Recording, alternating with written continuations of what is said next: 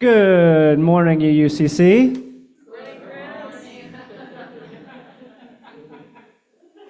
Change of pace today with the location. I walked in and I'm like, am I going to be on this side of the curtain and you're just going to be like, hey, just going to hear me, but not actually see me?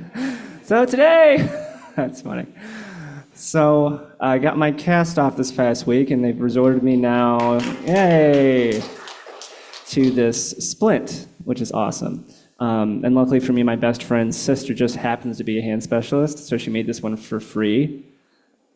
And yeah, because she's in Grand Rapids, but the doctor in Kalamazoo they were like, oh, well, if you already have one, we're not going to charge you because the hospital will be like $200-300 for this little piece of plastic. I'm like, thank you. So I'm doing like 6 exercises a day, 10 repetitions, like 3 to 5 times. So yeah, it's going. Got to keep my head on straight and staying positive the best I can. But yeah, it's going well. I actually also got my wife and I, we got a free piano. We had just had to pay for the moving cost, a free upright piano. So this is the first time in my life I've actually owned my own like upright piano, which is awesome. But the funny thing is, so like I was home alone that night because Addie was. I think there was something going on with school, so she was spending the night at a coworker's. Like there was a late night fundraiser, and she was all the way in Fruitport. But anyway, I was watching a scary movie about myself, and then like all of a sudden I start hearing the piano play, and then like it was just like, and I'm like, not today, no. And then my cat comes like walking out of the room, and I was all like, I called her up. I'm like, I just had like a heart attack. It was so, but yeah, it's funny. Like the first night, she was just curious. She hasn't played it since, so I think it honestly scared her. But who knows? We'll see. My name's Chris Petersmark. I'm the UUCC music director, and we are going to be starting this Sunday off with hymn 123, "Spirit of Life," followed by "I Choose Love."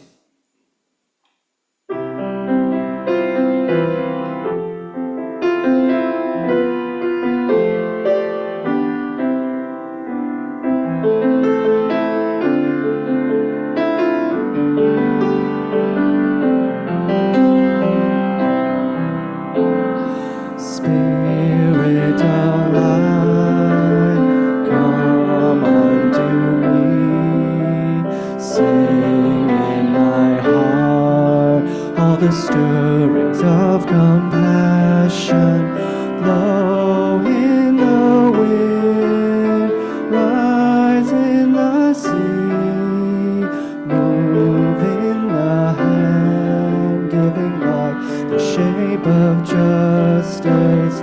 Roots hold me close, wings set me free, Spirit of life, come to me,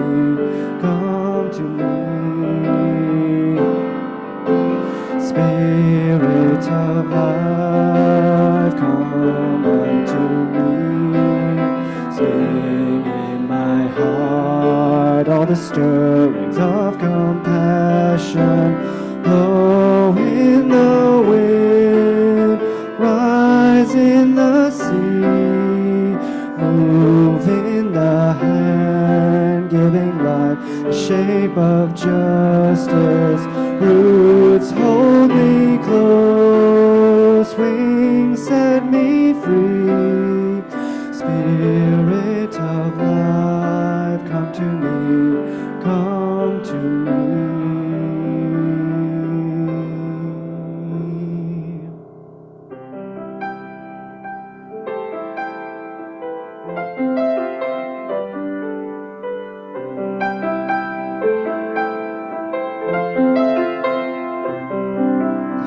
Peace in my life is growing because I choose love. Love always present, it's what I'm made of. I choose love. We are a part of each other. We are one tie that binds us that can't be undone.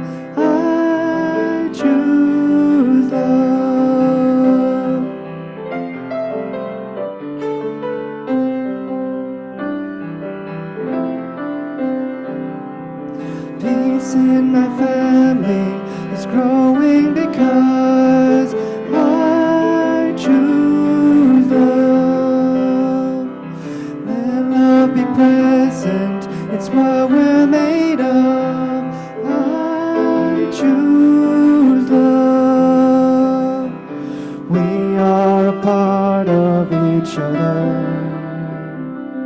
We are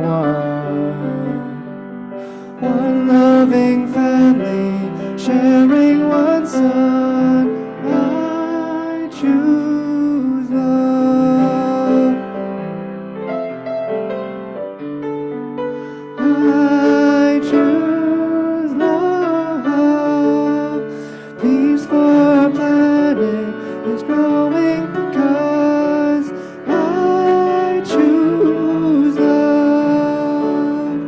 Let love be present, it's what we're made of.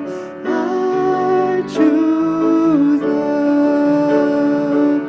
We are a part of each other. We are one. One choice unites us. Let this be the one. I choose love. I choose love.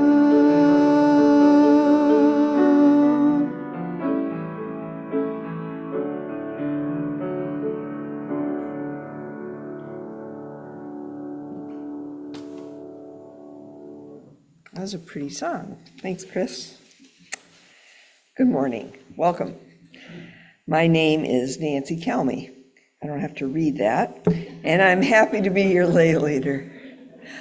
I was thinking about G's service today, talking about a leap of faith. And I thought, where does a leap of faith fit in my family? And so I have a story of my leap of faith.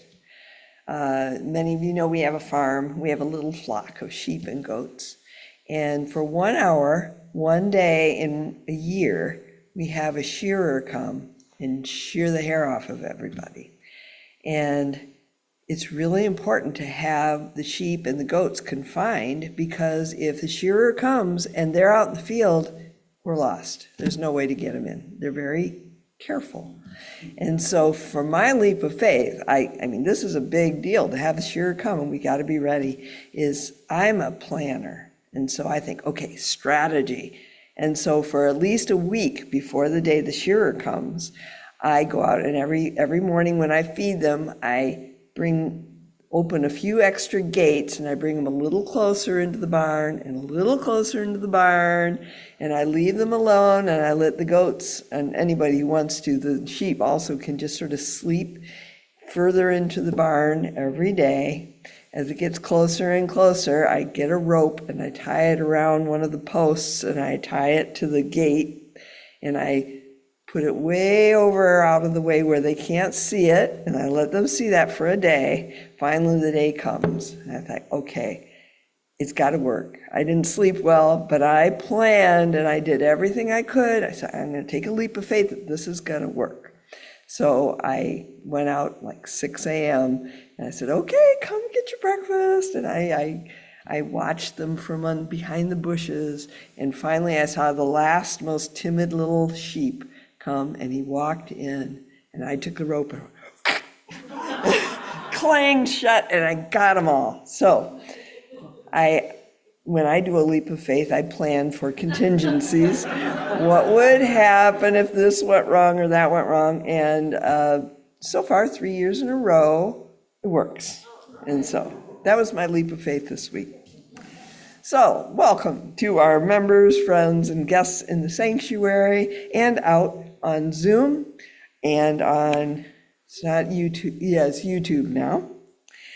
Our service will be broadcast live, so images of the congregation may be shared on Facebook and YouTube, and if you don't wish to be seen on social media, you may take a seat at one of the tables at the back.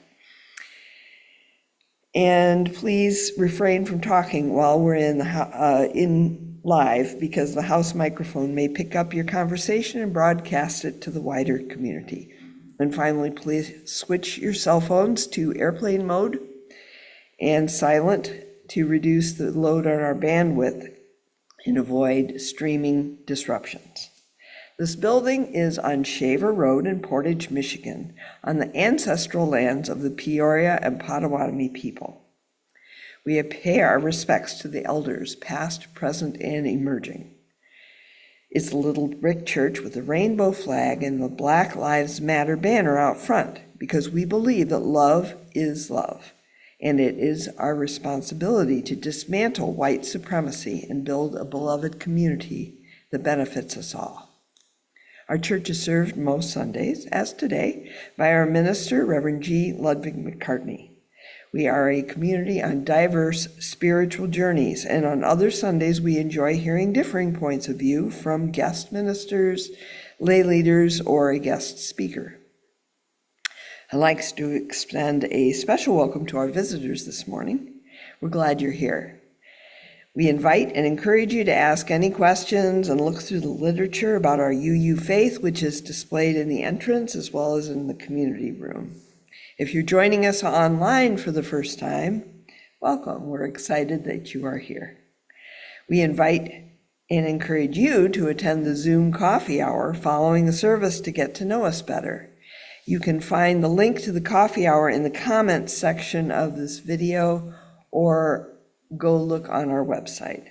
To learn more about our church, including our programs for children and youth, and other opportunities to connect with us during the week, visit our website, which is at www.uucommunitychurch.org. Special thanks to everyone who's helping make the service work today. Our musician, our tech team, our greeters, our staff, and you. I have a few announcements today. Don't miss your last chance to see Open House Theater Company's production of Continuum of Care. Joe and I saw it Friday. It was really well done. It's a one-act play by Arnold Johnson and Deborah Ann Percy, produced and directed by our own Mary Roscoe, and live on stage at UUCC this afternoon at 2. Tickets are $15 and can be purchased at the door with cash, check, or a credit card. UUCC will host an all-ages drag workshop and drag show on Saturday, May 25th. Grab your friends and family and join us to celebrate diversity, inclusion, and the joy of drag. Both of these events are free but do require a ticket, so visit our website to reserve your seat. Our first Saturday game gathering will have a change of venue and time. We will meet at 1 p.m. on June 1st at Blue Stem Pond Farm in Cassopolis. That's my farm, Joe's. You can talk to me or Joe after the service to learn more and look for details in the next weekly email. We've especially invited the more newcomers to our church. Everybody from the church is welcome to come. Consider it an informal church picnic, but you'll get more information soon. And finally, you have a chance to make history on Sunday, June 2nd, when Portage holds its very first Pride celebration from 12:30 to 3 p.m. at Portage United Church of Christ on Millam Avenue. UUCC is a co-host of this historic event.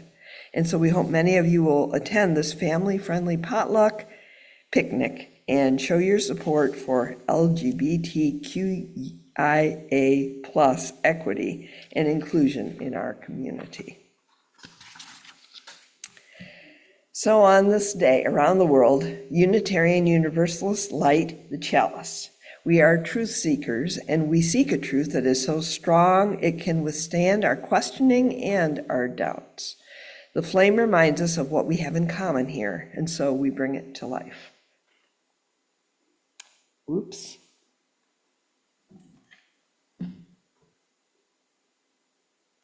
In the light of truth and the warmth of love, we gather to seek, to sustain, and to share.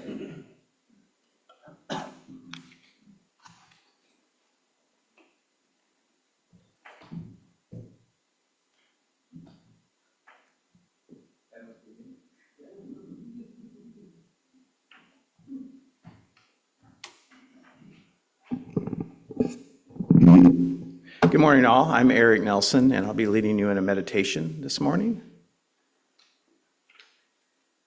Thought I'd start with a quick reading. So if this get comfortable in your seats, and for the next about 7 minutes, you'll have an opportunity to just come into present moment awareness, which can be a relief from our busy minds, which are often involved in planning and thinking about the past or the future, so we can just rest in this moment and be present with our bodies.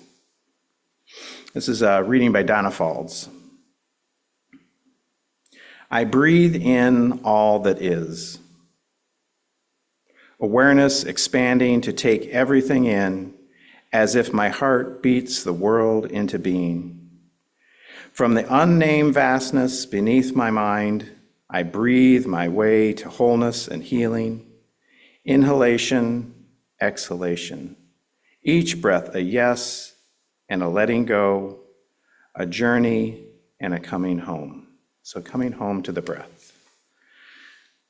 So to begin, just get comfortable in your seat. Maybe feet can be flat on the floor to have that sense of being stable and grounded. And kind of imagining your body like a mountain. That may seem strange, but there's this idea of a mountain meditation where we feel the feet resting on the earth, and our feet are like the base of the mountain, strong, stable, rooted deep in our mother.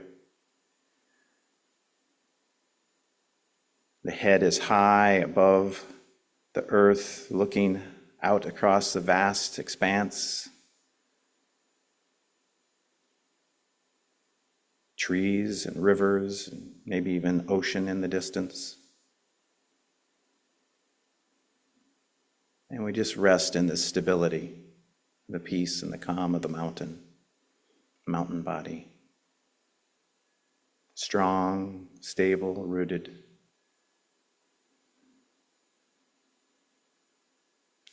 And just take 5 slow, deep breaths now, inhaling through the nose and exhaling through the mouth. And on each exhale, just an invitation for the body to soften, soothe, and rest.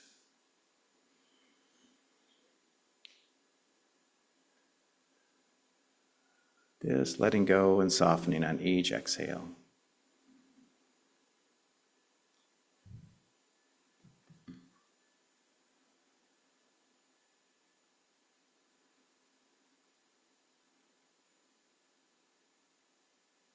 And then becoming aware of the body, maybe starting around the face, around the eyes, the cheeks, the jaw, the throat, the neck, and inviting the whole face, neck, and shoulders to soften, soothe, and rest. Just letting go.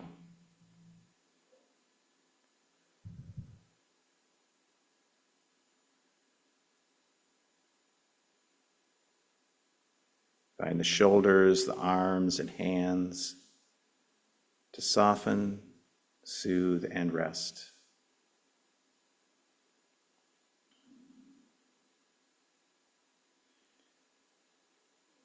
And just particularly noticing the hands, sensations in the hands right now. Temperature, pressure, just feeling into the hands.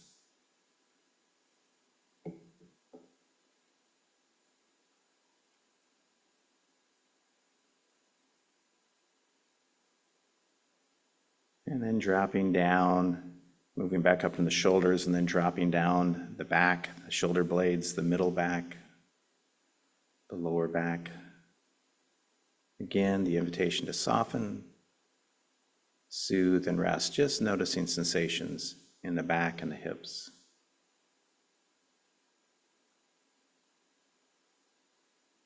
Present moment awareness by just resting in the sensations of the body in this moment, the sits bones contacting the chair.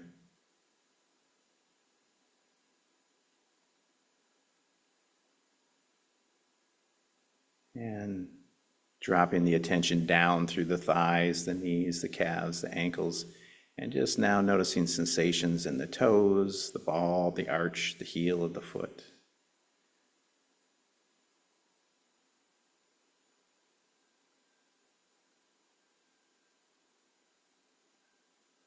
And now just noticing the whole of the body as sensations come and go in the body. You may notice the breath in the body. You may notice contact points of the body to the space around you, whatever's there.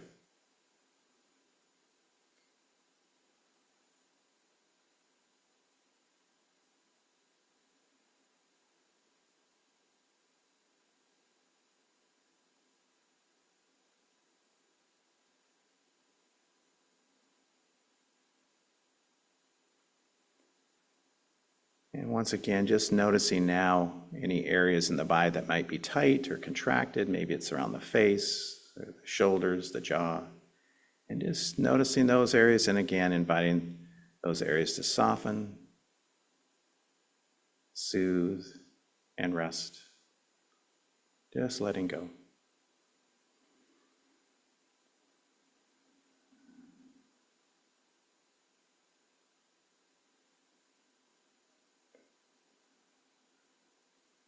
And finally, just resting attention now in the upper body, and just noticing the sensation of the beginning of the in-breath and the beginning of the out-breath and the space in between that connects the breath. So just being with the physical sensation of the breath in the upper body, in the belly, the chest, the ribs, the shoulders.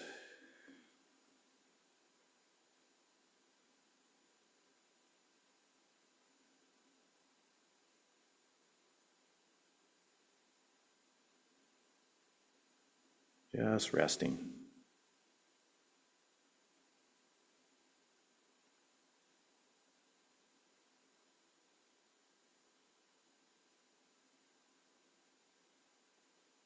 Now bringing the attention into the heart area, into the chest as we breathe.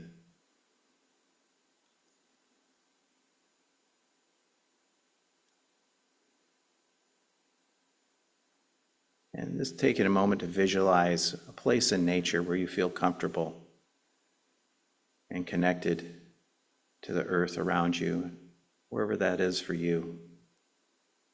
A place of beauty, a place of safety, a place of calm. And just taking that space in through the eyes, noticing the beauty there and taking that beauty into the heart, the joy that's there. And feeling that joy and breathing that joy into every cell of the body, filling the body with joyful light.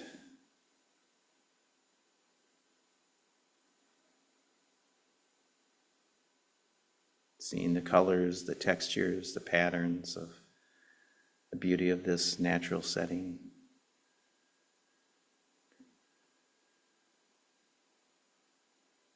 Sounds that might be present.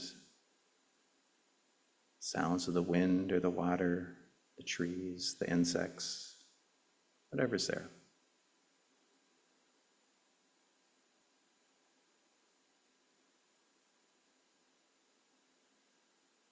And just recognizing that this space in nature is within us, that there's really no separation between this body and the earth body, this Mother Earth body. As we breathe in the air from the plants that so generously give us our oxygen, we breathe in their life-giving energy, and as we exhale, we give back to the plants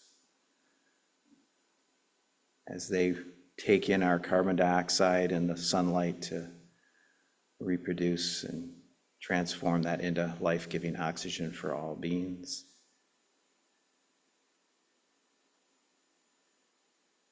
We recognize this deep entanglement and interdependence, interconnectedness, shifting the sense of an isolated body to that of a connected infinite body of life and love.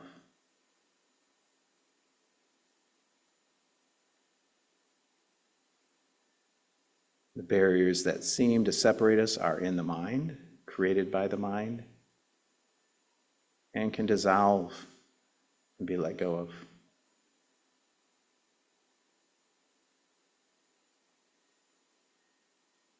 And we just rest in this open, spacious awareness of connection and love.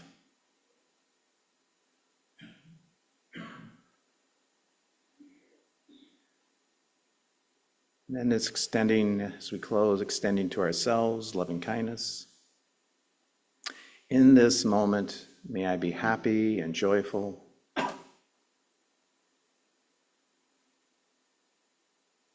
May I be healthy in mind, healthy in body, healthy in spirit.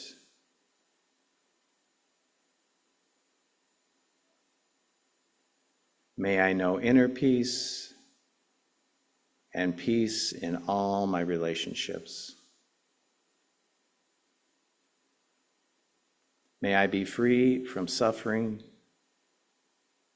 and free from the causes of suffering. May I live with ease. May I live with ease. And then this extending this loving kindness to all beings, extending this in front of us, behind us, this radiating out this loving kindness above us, below us, to the left, to the right. We radiate out this kindness to all beings, to all life. May all beings be happy and joyful in this moment. May all beings be healthy in mind, healthy in body, healthy in spirit.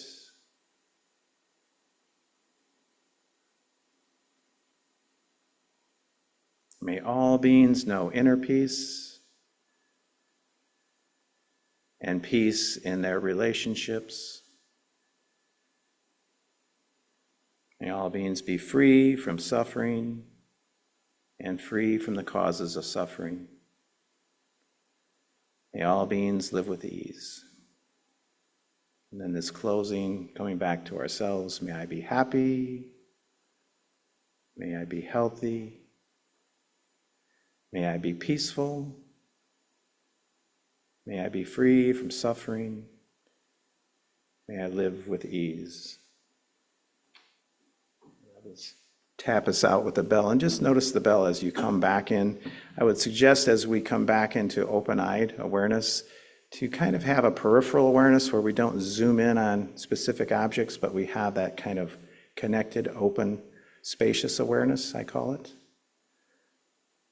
So the sense of a separate self kind of falls to the background, and we notice the space and the connections around us as part of what and who we are.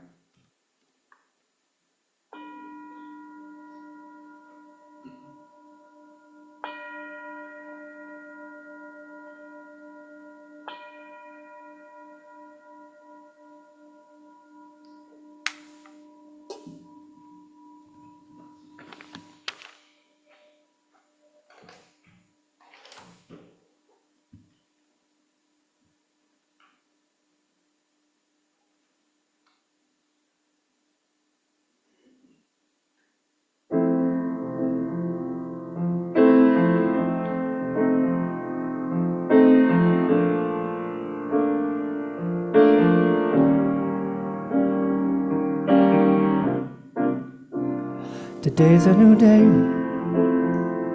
but there is no sunshine. Nothing but clouds, and it's dark in my heart, and it feels like a cold night. Today's a new day. Where are my blue skies? Where is the love and the joy that you promised me? Tell me it's alright. I almost gave up, but a power that I can't explain fell from heaven like a shower now. I smile, even though it hurts, see I smile. I know God is working, so I smile. Even though I've been here for a while, I smile, smile. It's so hard to look up when you've been down. Sure would hate to see you give up now. You look so much better when you smile, so smile. Today's a new day, but there is no sunshine. Nothing but clouds, and it's dark in my heart, and it feels like a cold night. Today's a new day. Tell me, where are my blue skies? Where is the love and the joy that you promised me? Tell me it's alright. I almost gave up, but a power that I can't explain fell from heaven like a shower now. I smile, even though it hurts, see I smile. I know God is working, so I smile. Even though I've been here for a while, I smile, smile. It's so hard to look up when you've been down. Sure would hate to see you give up now. You look so much better when you smile. So smile, smile for me. Can you just smile for me? Smile for me. Can you just smile for me? Oh, oh, oh, you look so much better when you, oh, oh, oh. You look so much better when you, oh, oh, oh. You look so much better when you, oh, oh, oh. You look so much better when you, I almost gave up, but a power that I can't explain fell from heaven like a shower now. I smile, even though it hurts, see I smile. I know God is working, so I smile. Even though I've been here for a while, I smile, smile. It's so hard to look up when you've been down. Sure would hate to see you give it now. You look so much better when you smile. Oh, oh. You look so much better when you, oh, oh, oh. You look so much better when you, oh, oh, oh. You look so much better when you, oh, oh, oh. You look so much better when you, oh, oh, oh. You look so much better when you, oh, oh, oh. You look so much better when you, oh, oh, oh. You look so much better when you, oh, oh, oh. You look so much better when you smile.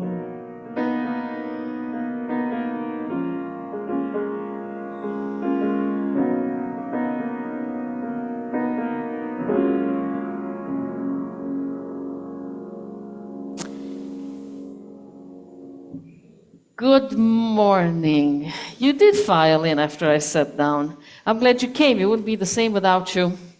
I welcome you there on the holy interwebs. I'm glad you're spending this time with us. Chris, I'm just so delighted to know that your thumb is, you're reclaiming your thumb. Last Sunday, we went for a walk. We always take the dogs for a walk. So Patty and the two dogs. Oh, we have these two dogs now, by the way. And so we went for a walk, and Bindi, the killer, got very excited and pulled us in a direction. And then we had to go because she's 100 pounds, and when she pulls, we go. And there was a little baby raccoon. And I thought it was dead. And then Patty took a closer look. Bindi was very excited and interested. Patty took a closer look and said, no, it's moving, it's alive. So then, let me tell you this. So Patty, she works out 5 times a week.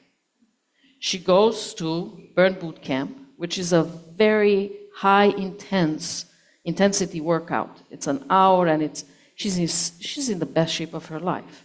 So she says, as we're there, now, G, I'm gonna stay here with the baby. You run home with the boys, with the dogs. And I am so anxious, I say, okay. I start running. About 3.5 steps later, I realize I'm gonna die. So I hurry home with the dogs. I get the car. I drive, I got a box, so we take the little baby home. What now? We've never had a baby raccoon. We have no idea what to do. So we do 2 things. We go on Google and start Googling. We have no idea how old this baby is. It's like this big. We don't know how old it is.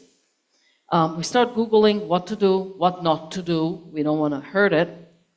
And then also, I take a picture and I put it on Facebook. Hey, sorry, we found this baby raccoon. We're looking for a rescue. Can anybody help? You know, just crowdsourcing.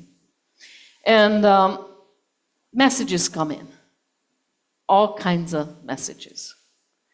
And the ones that I would expect is like, oh, how wonderful that you saved this baby. All life is just precious, and we're grateful that you are helping this baby. And then some people immediately send me resources, call this number, call that number, call that number.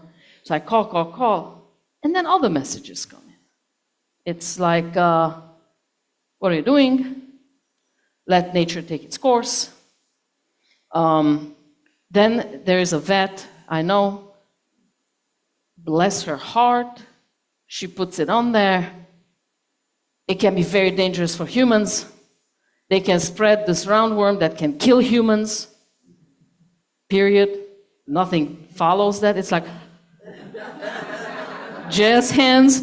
It's like we're gonna die, we didn't know, but not a single solution. Like, what should you do about it? How should you protect? We had enough sense about ourselves that we only handled this baby with gloves.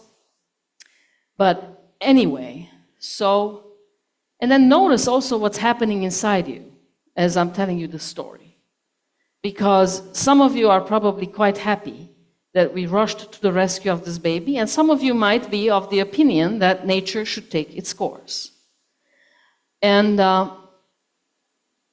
when I read that note that I should let nature take its course, to me that implied that somehow I am not part of nature. And I think that's a problematic thinking. I am nature. The fact that I ever would have bought into the story that I am not nature might have gotten us to this place where we are today, where we have to fight for the health of our planet. Because we told ourselves that we are not nature, not part of nature. We are above it. Our job is to exploit it, order it, organize it, do whatever, but we are not part of it. So I am part of nature. And it is not in my nature to leave a baby die on the side of the road. It's just not in my nature. So we took care of this baby. We did everything we could, cleaned her up, pulled about 30 ticks off. When we looked into her ears, it was, you couldn't see inside her ears. It was all just engorged tick after, just like little soldiers lined up like that. Terrible. We pulled them, cleaned her, washed her, found a rescue.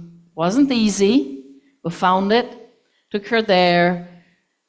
She said, we're the first people who ever pulled ticks off a raccoon, that we did a fine job, and she's gonna be fine. So she's gonna be at this rescue for the first 8 months, and then she has a place where she releases them, and then she cares for them there in nature for another year, because they don't have a mama to teach them how to, the ways of the world. So she will still bring them food, she has these areas, and then they go and live their little raccoon lives. Leap of faith. We took a leap of faith. We had no idea what the heck we were doing. And we did it anyway. Also, we lived our values. So Patty and I, we both value life. Okay, so I do kill mosquitoes and flies. But in general, we value life, and we protect it, care for it to the best of our abilities. We walked, in that moment, we walked our talk. It's not always easy. Because, like, it's scary. What do you do with like, it's scary. You understand? It's like we were way out of our comfort zone, both of us. Then you get the messages. Some are positive that reinforce what you're doing, but then there are the others who are very judgmental. The harsh ones, like you should not do this. You should not touch that. You should leave it. What are you doing? You shouldn't have done this. Like you're a bad person for doing it. So there are messages that come from outside, and then the messages come from the inside, and they are not always aligned. So then what do you do? Those are the moments when you really need to know who you are, what you stand for, and then walk the talk. So today how many of you were there one Thursday evening we had on Course of Miracles? We had what's her name? Gosh, I can't think her name. But her Morgan. Yeah, Morgan. We had Morgan and her mother wrote the Course in Miracles. How many of you? None of you. Few of you attended that. So A Course in Miracles says that there's two ways to live. Either out of love or out of fear. And there's nothing in between. So every action you make is either an act of love or a cry for love. An act of love or a cry for love. And I have thought about this, and I also find it true, based on my own thinking. The only problem I have with it is that how the heck do you do it? Like, if we all did it, we wouldn't have to talk about it. It would be like a given. We all live out of love, and we don't live out of fear. And then when you say it like that, you should live out of love and not out of fear. And here I am living out of fear like all the time, or maybe 98% of the time. I feel bad about myself. Like it's not helping me.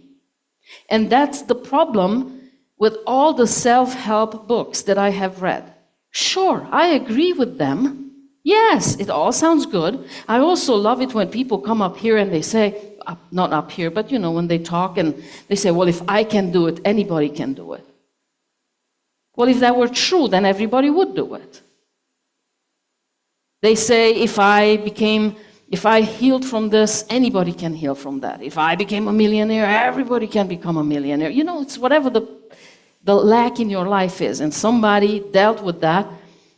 If you don't, like, what's the problem with you? I mean, this person clearly did it. Why can't you?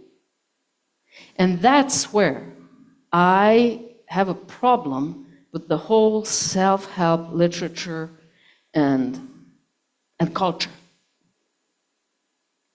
Because, truth be told, if I just read that, I end up feeling probably worse about myself than where I started. Because I already know there's a problem, I'm seeking a solution, and I don't know how to do it. So, I think we should talk about free will today, or lack thereof. Free will. In this culture, especially, and there is also a branch of Christianity, and I'm not talking about Calvinism, but enforces this belief that we have free will. And especially in this culture, this is the land of the free, we have free will to do whatever we wish to do. You can be anything you want to be. You can be anything you want to be. And then, about 90% of people who have been born into poverty die in poverty. Why is that? If you can be anything you want to be, why is it that 90+% of people who were born in poverty die in poverty? You think they love poverty that much? It's so inspiring that they just say, I'm embracing this and I'm just gonna live my life out. Because, I mean, what beats living hand to mouth, right? Why is it that women who were raised by an alcoholic or addicted father or parents will marry an addict? Is it so good? Did they love it so much that they needed more of that? If we have free will, why does this keep happening? If I sabotage one relationship, and then that relationship ends, and then I enter the next relationship, and we're having the same conversations I had in that relationship. With my free will, how is that even possible? Wouldn't I be smart enough to choose a different relationship? Why do I do that? So the question is, do we really have free will? What do you think? Who here thinks we have free will? Okay, we have, but Eric sees both sides. He feels strongly about both sides. Now, okay, show of hands. How many free willers? 1, 2. You know what? It's almost half of us think here that we have free will. All right, I'm going to tell you we don't. In my opinion, there is no such thing as free will. So think about this. You are already, let me put it this way. Your mother gets pregnant with you, yes? Then she goes on using coke, alcohol, she smokes. Then she does other drugs. And then she gives birth to you. Do you think you have the same start as the one who also finds out they're pregnant and then does everything by the book, goes, meditates, has good food, good support system, a stress-free environment? Do you think these two babies have equal chances in life? Equal footing in life?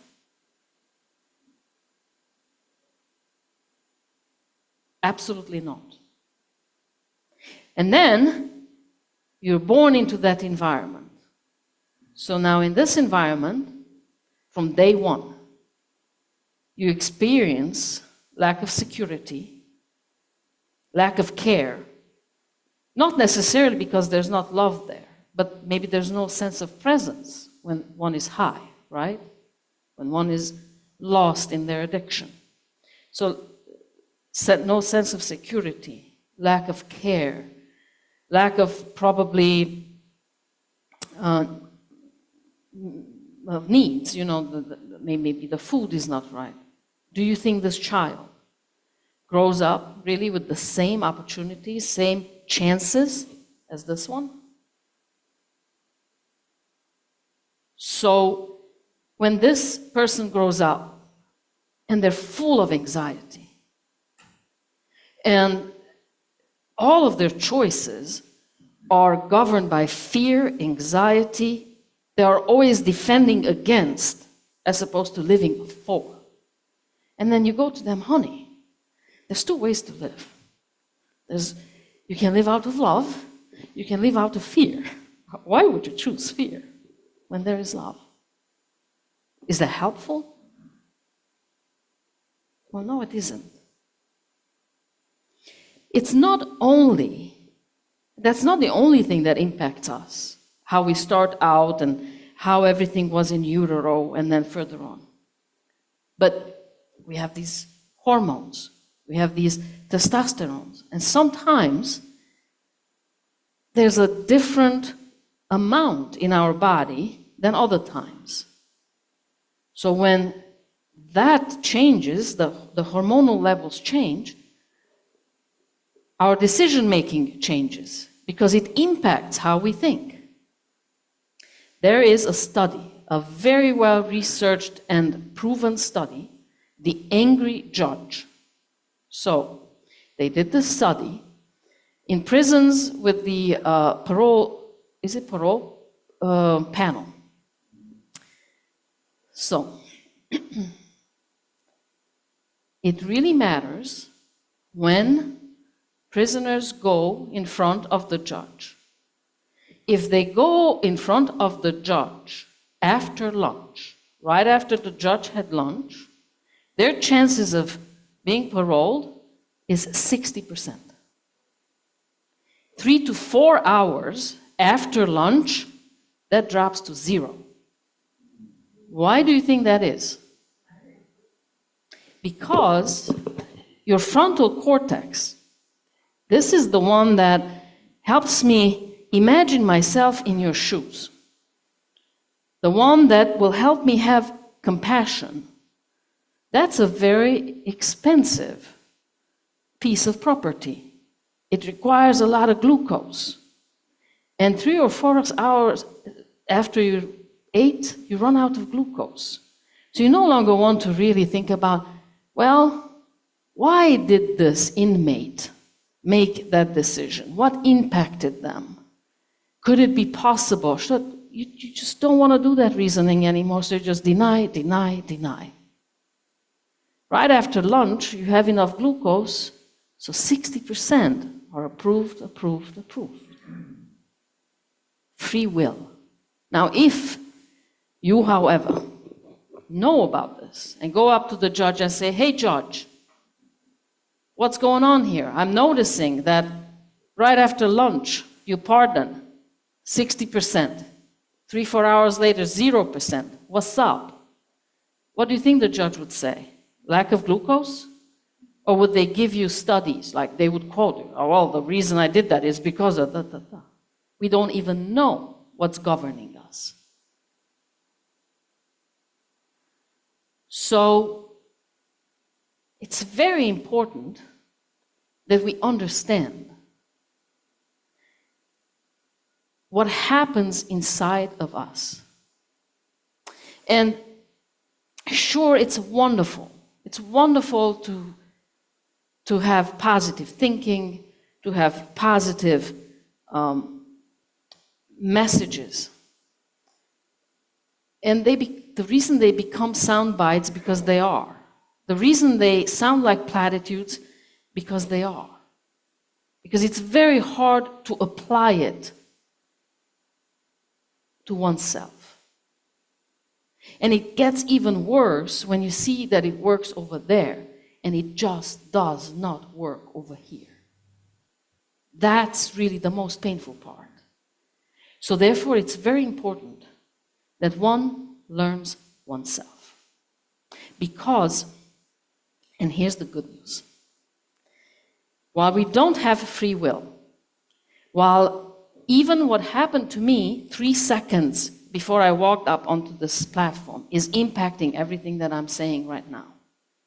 For instance, I'm noticing how I'm responding to that song, Smile. You look better when you smile. You don't think I would smile if I felt like it?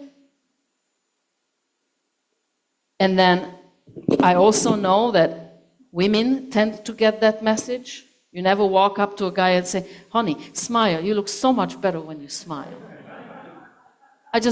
And let me also do this to your cheeks while I'm at it. Yeah? Pinch your cheeks. Smile, baby. Women get that message. All of these things impact us. All of these inform our decisions, inform our reactions. So therefore, it's very important that we stay present. But then again, how do you stay present when you already deal with this anxiety? You already are informed, like your life is so different than that person's life and that person's life. But the good news is, while all of your brain minus the frontal cortex is formed, done, in the first 2-3 years of your life, this one keeps developing till about age 25, 26. The frontal cortex. This is the reasoning. This is where I can imagine myself into your shoes. That keeps developing. And that means that life still keeps impacting us.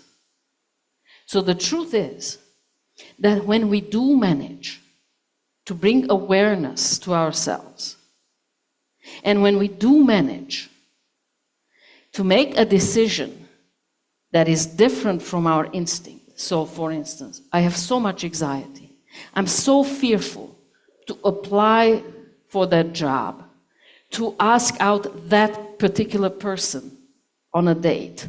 So I take a leap of faith, right? I do something that goes against that inside me. That shapes my frontal cortex.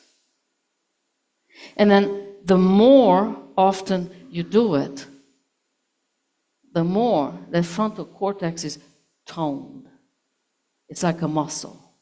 And it becomes better at that.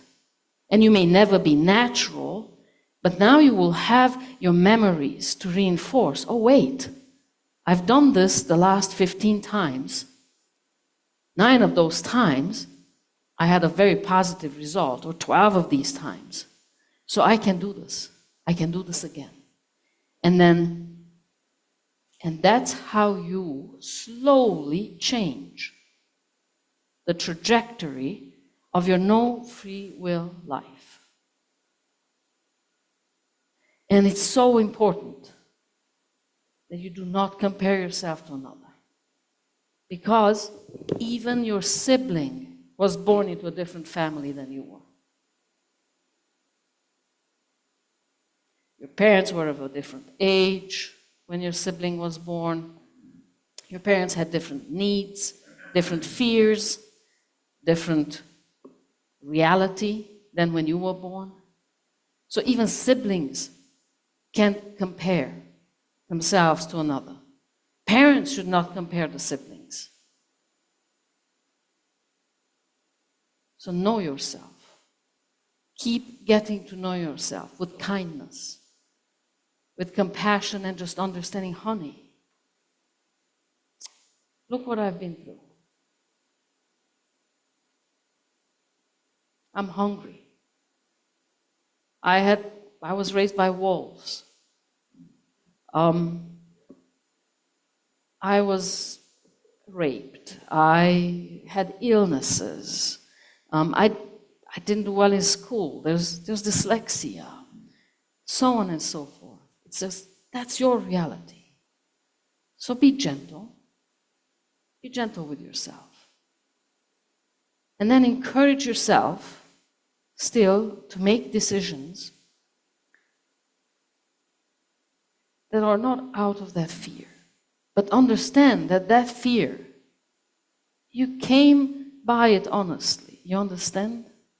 Like no guilt, no shame, no blame. That anxiety you feel, there's a reason for that. So yeah, I have anxiety. I will have you know, if I listen to my anxiety, I would never give a talk, ever. I'm a nervous wreck every Sunday morning. So just be gentle. Acknowledge your own life. And then try to be as present for as long and as often as possible. And that's going to be seldom. But in those moments, when you are present, just make it count. And then shift little by little your decisions. And that's why it's also good that we have one another. We can use each other as sounding boards. Like you can go to someone and say, I see your life looks different in that area. And I would like my life to look a little more like yours. How do you do it? What does your decision making look like? And then maybe I can do that too. And then I'll change my frontal cortex a little bit. I'll allow for new neural paths to develop in my brain. Because I want my life to look a little bit more like yours in that area. I don't want to be like you. But there are certain things about your life that I really value. and then know your own values, and know them all the time, and then allow them to change as life impacts you and as you impact life. Life is fluid. Our lives are fluid. And sometimes you want to arrest them. If I said so once, I must always stick to it. If I proclaimed an opinion once, I have to, it's like a prison. I'm stuck to it. Allow yourself to change your opinion in the light of new information. Be kind to yourself. Acknowledge your own life path. Only you know what you've been through, and even you don't know what you've been through. And then little by little, change from fear indeed to love. And don't expect it to be easy or instant, because it will not be. But it is possible, and that's the hope, and that's the beauty. But it takes tremendous sense of presence and luck and commitment. And then, if you don't, that's why 90% of people who were born in poverty live in poverty. Women who were raised by addicts will marry addicts, and so on and so forth. So you have no free will, and you can still change your life. And so it is.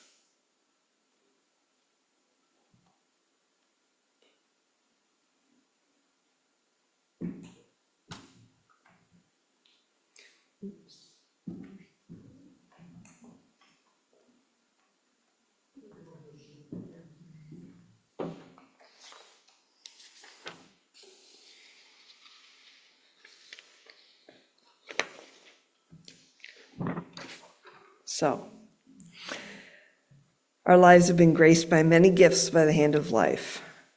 So in gratitude and love, let us now share a portion of these gifts to support the life and work of our religious community. We invite you to show your love in the practical way, giving in the way we know how, allowing us to keep the lights on and carrying the life-giving message from the confines of this building into the wider world. There are a few ways to give. You can mail a check to the building, you can give electronically through our church website, or you can give using the Vanco app on your smartphone or tablet. Or you can place your offering in the basket that the ushers will be passing around.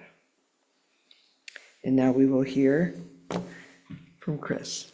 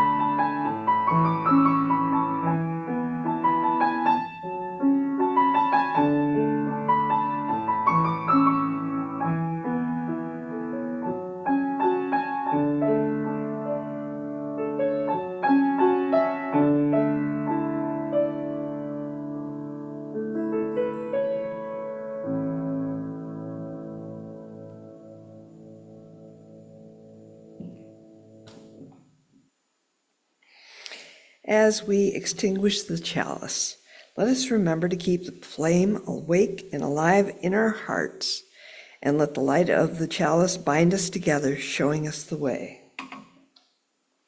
We extinguish this flame, but not the light of truth, the warmth of community, or the fire of commitment. These we carry in our hearts until we are together again.